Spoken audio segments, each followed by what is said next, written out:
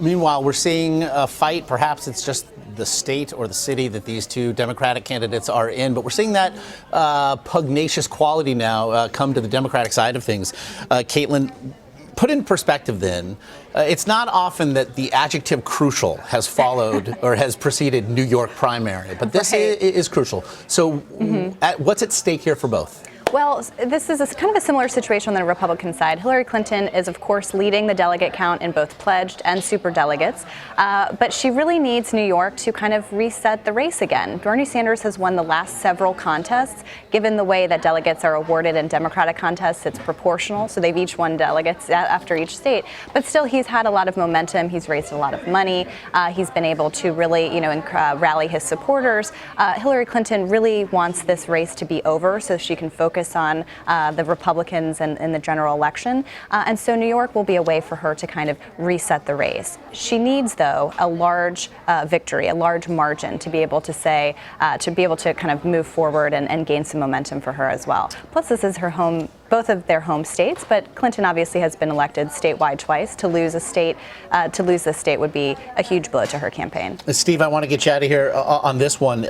Momentum from these rallies that draw thousands upon thousands that Bernie Sanders has. There's a feel of, there's a spur of the moment feel to them, but can they translate into another upset like we saw perhaps, say, in a state like Michigan?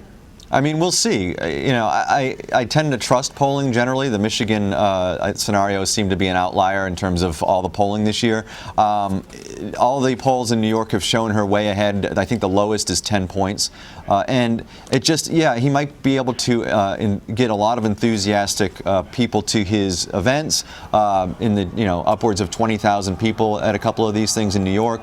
But the question is turnout. The question is, are those people enough statewide? It tends to be a lot of younger voters, tends to be a lot of independents. And in New York, it's a closed primary. Independents can't vote. You have to be registered Democrat to vote in the Democratic primary. So these are big questions for Sanders. And ultimately, what it comes down to, as Caitlin said, if Clinton winds up winning this thing big, and if Sanders can't close the gap in a couple of days at this point, I mean, these polls have been pretty consistent for the last couple of weeks. If he can't close the gap before tomorrow, I think you're really starting to see the writing on the wall for Sanders. The delegate math, we've been saying this for weeks, but it really just starts to look almost impossible for him if he loses big tomorrow. And quickly, Caitlin, he mentioned the independent voters who will not be able to cast their votes. It's actually, interestingly, it's something that Bernie Sanders and Donald Trump can perhaps find a rare moment of agreement upon. There are going to be thousands and thousands of voters in New York State shut out of the process. Right, exactly. And that's why I do think that Trump has had